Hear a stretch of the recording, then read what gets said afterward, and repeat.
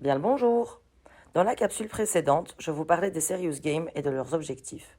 Ok, c'était assez théorique. Là, il est temps de passer à la pratique.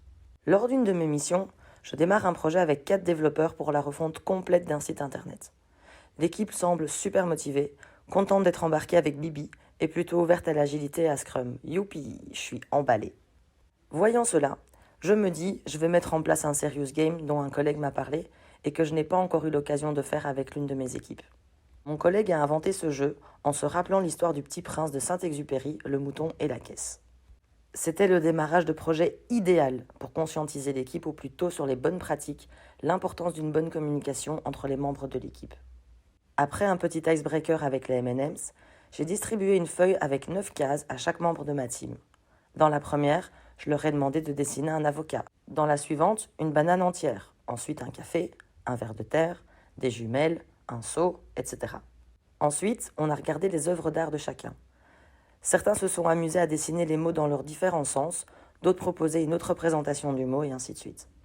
Ils ont vite compris que ce jeu qui pouvait sembler simple, voire même enfantin, était une belle manière de montrer que notre compréhension des choses et des mots n'est que rarement la même que celle de nos collègues. Il est important de garder en tête que ce que l'on dit sera rarement compris comme on le comprend nous-mêmes. Il faut toujours bien réfléchir à ce que l'on dit et à comment on le dit pour s'assurer que les personnes en face de nous comprennent bien la demande. Cela a vraiment permis d'amener une certaine transparence, fluidité dans l'équipe et surtout, ça l'a aidé à clarifier ses besoins, ses questions et de s'assurer que tout était bien compris.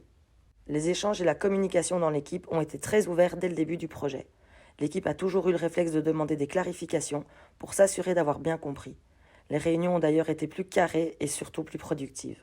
Le métier a très vite compris les besoins attendus par les développeurs et ça lui a permis de construire ses user stories d'une meilleure manière.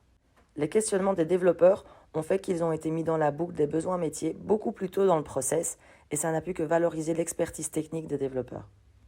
Je pense sincèrement que ce serious game peut apporter beaucoup à une équipe.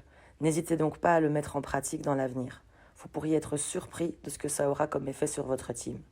Je vous reviens dans 2 jours pour une nouvelle mise en pratique de Serious Game. À très vite!